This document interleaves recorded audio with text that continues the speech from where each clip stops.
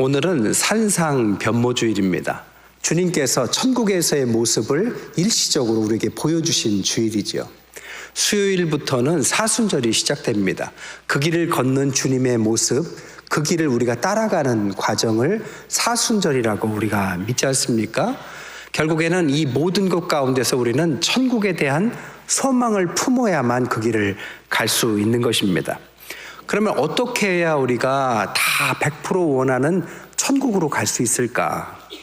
오늘 본문이 바로 그것에 관한 주님의 비유입니다. 우리가 잘 아는 열처녀 비유입니다. 마태복음에만 나오는 비유입니다. 이 마태복음은 유대인 크리스찬을 대상으로 쓰여진 복음서입니다. 그러니까 믿는 사람들을 대상으로 천국은 어떤 사람이 가느냐를 가르친 것이죠. 본문의 내용은 그렇죠. 신랑이 오기를 기다리는 신부의 들러리들 10명이 있습니다.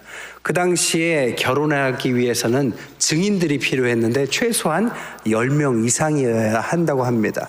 그 10명이 증인이자 들러리가 돼서 신랑을 기다리기 위해서 등을 준비하고 기다리는 장면이죠. 그런데 신랑이 온다는 소식은 전해지지 않고 시간이 지나고 그들은 다 잠에 빠집니다. 그리고 나서 신랑이 온다는 소식에 깨어보니까 5명은 등에 기름이 끝이 나서 불빛이 사라졌고 5명은 여전히 기름이 있어서 신랑을 맞이한다. 그러면서 그 5명 기름을 준비하지 못했고 끝까지 예비되지 못한 사람들은 잔치에 들어가지 못하고 나머지 5명은 들어갔다라는 슬기롭고도 미련한 5명씩 10명의 처녀의 비유입니다. 여기서 정확하게 두 부류입니다. 하나는 슬기로운 그룹, 천국을 상징하는 잔치에 들어가는 사람들이 있고, 또 다른 미련한 그룹, 천국을 들어가지 못하는, 신랑은 기다렸지만 들어가지 못하는 잔치에 입성하지 못한 미련한 그룹이 있다는 거죠. 이 두 그룹, 오늘 제목처럼 그녀들의 차이가 무엇이었을까 함께 은혜를 나눌까 합니다. 먼저 슬기로운 5처녀입니다. 여기서 슬기롭다라는 단어 프론이 모이는 5가지 뜻이 있습니다. 지혜롭다, 준비성이 있다, 분별력이 있다, 절제함이 있다, 신실하다. 이게 슬기롭다는 뜻입니다. 10명이 다 겉으로 볼 땐 다 등을 준비하고 있었습니다. 그래서 구분이 되지 않았지만 5명은 슬기롭다라고 할 때 이 내면에 이 5가지를 갖고 있었다라고 말할 수 있죠. 또한 그들은 10명 중에 5명 동수로 그 구분을 보여주죠. 그러니까 교회 내에 어떤 사람이 더 많으냐가 관심이 있는 게 아니라 오늘 본문이 가르치고자 하는 것은 예수 믿는 신랑을 기다리는 신앙인들에게도 두 부류가 있을 수 있다라는 것입니다. 또한 세 번째로 이 슬기로운 5처녀의 이야기에서 우리가 배워야 될 것은 슬기로운 5처녀가 미련한 5처녀한테 기름을 나눠주지 않습니다. 하지만 그걸 가지고 책망하진 않죠. 이 이야기의 핵심은 나눔에 관한 이야기가 아니라 마지막 심판 때에 얼마나 준비했느냐에 관한 이야기라고 말할 수 있어요. 기름이 뭘까요? 나눠줄 수 없는 그것, 그게 뭘까요? 바로 구원을 말하는 것입니다. 여러분, 신앙과 구원은 양도할 수도 그리고 상속할 수도 없는 것입니다. 이번 명절 기간 동안에 자녀들이 많이 왔다 가시고 혹은 부모님 댁으로도 많이 가신 걸로 알아요. 우리가 아무리 자녀들을 사랑하고 손주들을 사랑해도 그들에게 신앙과 구원을 양도할 수는 없습니다. 자녀들에게 침대를 사줄 수 있어요. 하지만 잠은 줄 수 없다고 그랬습니다. 우리가 교회 앞마당까지 끌어다 놓을 수는 있지만 그들이 주님을 구세주로 영접하는 것은 그들이 해야 될 결단입니다. 이것은 양도할 수 없다라는 엄중한 이야기를 하고 있다는 것입니다. 또한 네 번째, 이 슬기로운 5처녀들은 미련한 5처녀들과 함께 다 잠들어 있었다는 것입니다. 깨어 있어라 이렇게 말하는데 이 깨어 있으라는 것은 잠자지 말란 뜻은 아닙니다. 이 깨어 있으라는 뜻은 준비하고 있어라, 이런 뜻입니다. 준비가 뭘까요? 오늘 본문에는 기름과 준비성으로서 말할 수 있어요. 이 기름이라는 것은 뭘까요? 양도할 수 없는 어떤 것, 우리에게 있는 성령, 은혜, 믿음, 천국에 대한 소망, 신앙의 신실함, 이것은 자녀라 할지라도 양도할 수 없습니다. 이 기름을 가지고 불을 지펴야 그 속에서 어두움이 사라지고 빛이 드러나는 것입니다. 추위가 사라지고 따뜻함이 있는 것입니다. 더러움이 사라지고 깨끗함이 있는 그 불을 밝히는 소스인 이 기름은 바로 우리 내부에 있는 신앙을 말하는 거죠. 그럼 이것을 얼마나 준비해야 될까요? 오늘 처녀들 10명에 보면 다 준비는 했습니다. 그런데 믿음 있는 슬기로운 처녀들은 조금 더 준비했을 뿐이죠. 오늘 이 준비성, 이 여분의 기름통에 해당하는 양계리오라는 단어는 엄청난 큰 통을 말하는 것이 아닙니다. 작은 기름통을 말해요.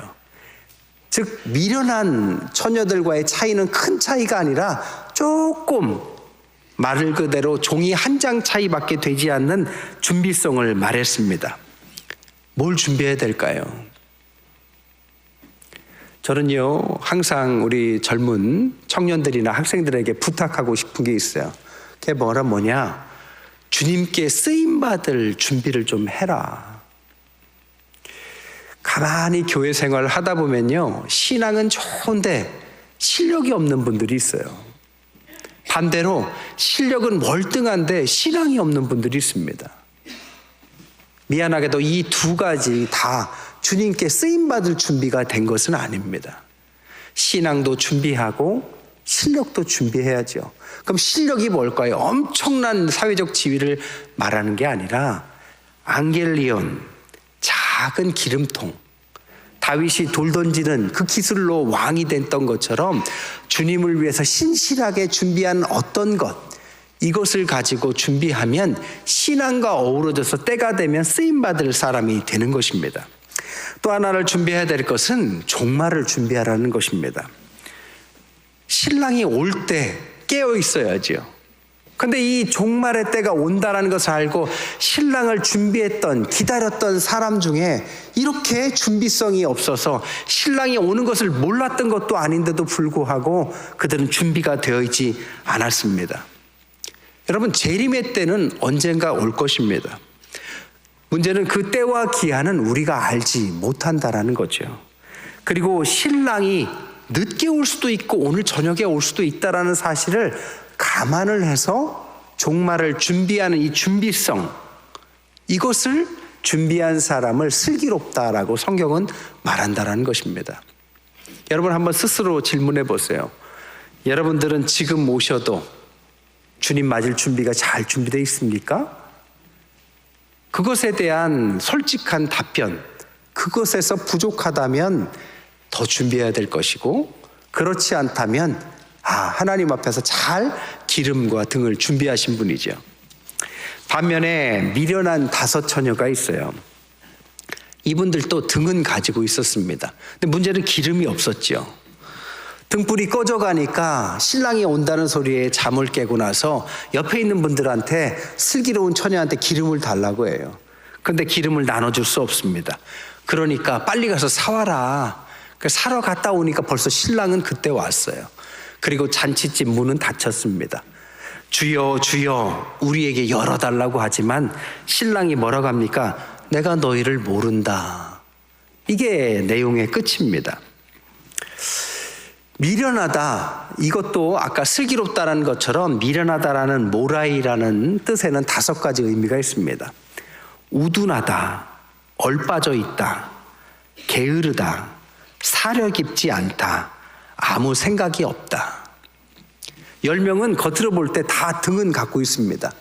그런데 내면에 준비된 슬기로운 사람이 있는 반면 껍데기는 그럴듯한데 그 안에 내면에 채워지지 않은 사람들, 이런 사람들을 미련하다라고 성경은 말하고 있다는 것입니다.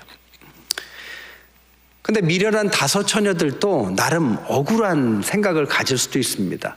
뭐가 억울할까요? 이렇게 말할 수도 있을 것 같아요. 우리도 끝까지 신랑은 기다렸다. 또 우리도 등불을 준비하긴 했다. 또 신랑이 늦게 온 게 우리 탓이냐. 또 슬기로운 다섯 처녀나 우리나 다 잠에 빠지기는 마찬가지다. 그리고 또 둘 다 10명 다 신랑이 온다는 소식에 다 잠이 깬 것도 마찬가지다. 그들과 우리는 똑같이 잠들고 똑같이 깼다. 이렇게 말할 수 있습니다. 또 이런 탓을 할 수도 있을 것 같아요. 늦게 온 것은 우리가 기름이 없다기보다는 신랑이 늦게 와서 그 조금이 없었을 뿐이다. 이것은 신랑이 늦게 온 탓이다. 혹은 그거 들어가기만 하면 되는데 조금 기름 좀 나눠주지. 기름을 안 나눠준 저 슬기롭다는 저 다섯 처녀들도 참 못됐다. 이렇게 탓할 수도 있을 것입니다. 또 이런 변명을 할 수도 있어요. 우리는 준비 못한 우리의 잘못을 인정했다. 그리고 나서 기름을 사러 갔다 오는 수고를 했다. 그만한 대가를 치렀으면 들여보내줬어야지. 왜 우리는 들여보내주지 않느냐.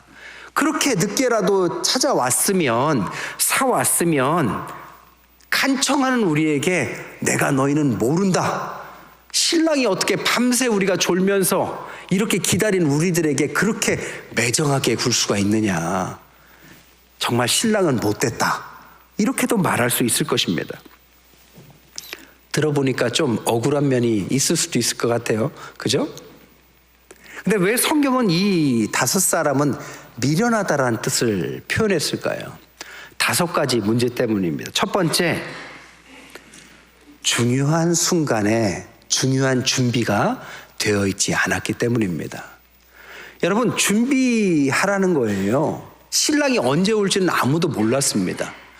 준비하라는 것은 신랑이 올 때를 준비하라는 것이지 뭐 내가 어느 정도 준비하라는 나에게 맡긴 준비가 아닙니다. 전쟁 준비를 우리가 항상 하고 있습니다. 외침에 대비를 해야 되니까. 아무리 잘 준비했어도 어제까지 준비했는데 오늘 준비를 안 해서 전쟁이 났습니다. 그러면 우리가 준비를 안 한 것이죠. 요셉은요, 감옥에 있었고 종살이한 노예였지만 왕 앞에 섰을 때는 왕의 꿈도 해석해 줄 만한 실력이 준비되어 있었습니다.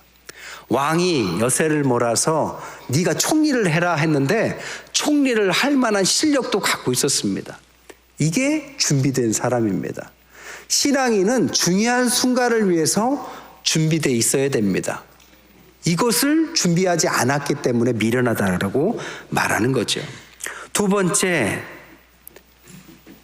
기름에 불이 꺼져갈 때 그냥 탁 꺼지는 게 아니에요. 불빛이 흔들흔들 하면서 꺼지는 과정, 사인이 있다는 겁니다.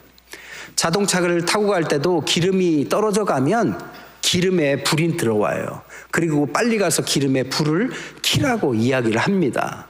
그런데 그 사인이 분명히 그들에게 있었음에도 불구하고 그들은 사인을 무시했든지 혹은 사인을 못 봤든지 사인을 분명히 주어졌는데 그것에 대비하지 않은 그것이 미련하다라는 것입니다.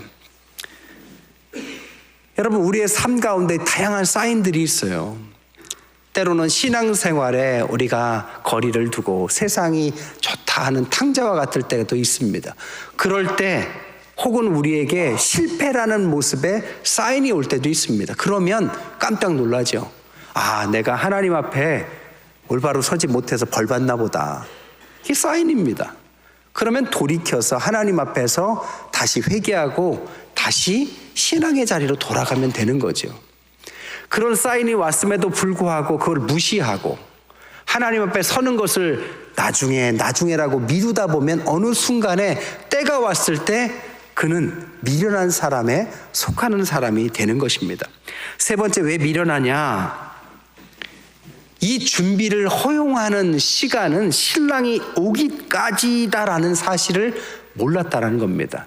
여러분, 기름을 왜 준비합니까? 신랑이 와서 잔치가 시작되는 그때까지 기름이 준비되면 되는 거죠. 남들 졸고 있어도 기름이 부족하네, 얼른 갔다 와야지. 신랑 온다는 소리 하기도 전에 갔다 올 수 있었습니다. 여러분, 우리가 하나님 앞에서 살아가는 시간은 한정되어 있습니다. 영원히 사는 거 아닙니다. 육신을 입고 사는 것은 한정되어 있다는 사실을 우리는 알고 있어요. 신앙생활은 천국을 위한 준비는 살아있는 동안에 하는 거지, 죽어서 저 불교와 같이 헌금을 많이 하면 보내주거나 뭐 다른 어떤 대가를 통해서 죽은 이후에 보내는 곳이 아닙니다. 살아있는 동안에. 또한 우리가 하나님 앞에 쓰임받는 것은 이왕이면 나이가 들고 힘이 빠지고 건강을 잃었을 때보다는 건강하고 뭔가 활력 있고 뭔가 세상에서 많은 일들을 할 수 있는 시간이 주어진 그때 하면 얼마나 좋을까요? 이게 지혜죠.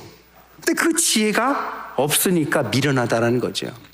우리가 죽는다라는 사실을 모르는 분은 없어요. 그런데 자신이 죽는다라고 생각하는 분도 없습니다.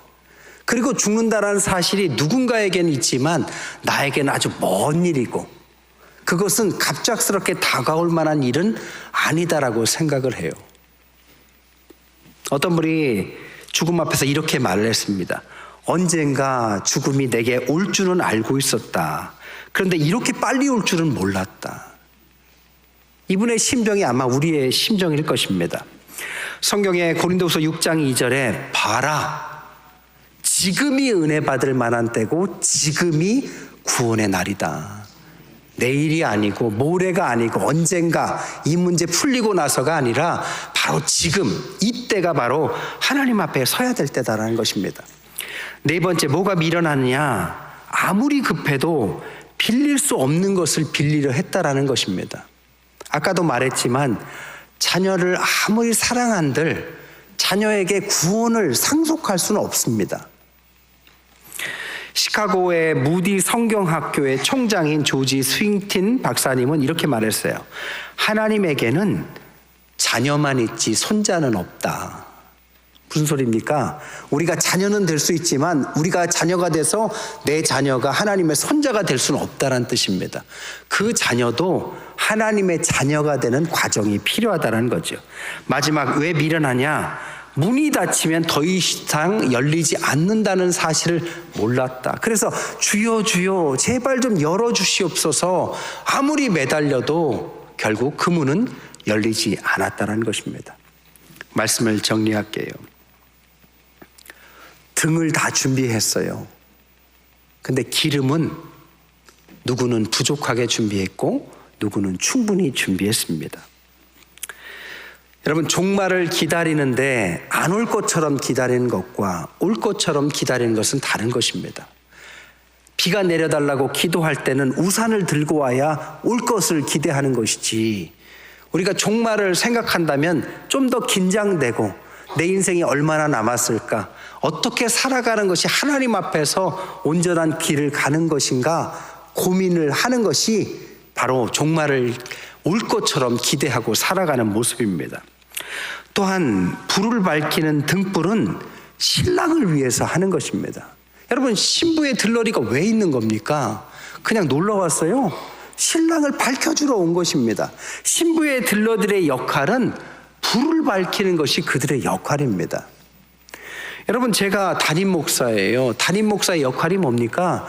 여러분들에게 말씀을 잘 가르치고 여러분들을 교육하고 바른 신앙생활로 잘 세워가는 것, 교회의 전체적인 것을 책임져 가는 게 제 역할입니다. 제가 명절 연휴지만 오늘이 주일이라서 어제 교회에 나왔어요. 교회에 나와보니까 거짓말같이 저 혼자 있는 거 있죠. 오늘이 주일인데 평소 토요일에는 엄청나게 많은 분들이 막 준비하는데 부교육자들도 많이 나와 있는데 저만 나와 있더라고요. 제가 방마다 다 열어봤어요. 제가 뭘 꼬투리 잡으려고 열어본 게 아니라요. 여기에서 어떻게 잘 애들 예배는 잘 진행되나, 여기서 모임할 때 뭐가 불편하다고 했는데 그것은 고쳐졌나, 엘리베이터나 뭐 혹은 청소 상태나 여러 가지 방해 뭐 잘못된 것은 없나. 제가 왜 그러겠습니까? 제 역할이니까요. 제가 담임 목사로서 온 교회를 돌아볼 역할이 있는 것입니다. 여러분, 장로님들은 장로님들 역할을 하셔야 합니다. 교회의 기둥이면 세우는 역할입니다. 권사님들은 권사님 역할을 하셔야 돼요. 권사님 역할이 뭡니까? 기도하시는 역할. 믿음이 연약하거나 어려운 교우들을 신방하는 역할. 그리고 새로 성도들이 오면 잘 몰라도 반갑게 맞아주는 역할. 어머니가 이번에 명절 때 자녀들이 오면 어떻게 합니까? 막 맛있는 음식을 해서 막 반겨주잖아요. 반대로 너는 왜 이렇게 늦게 왔냐? 막 따지고 듭니까? 그게 아니잖아요. 막 반겨주고 손주 들으면 기뻐해주고.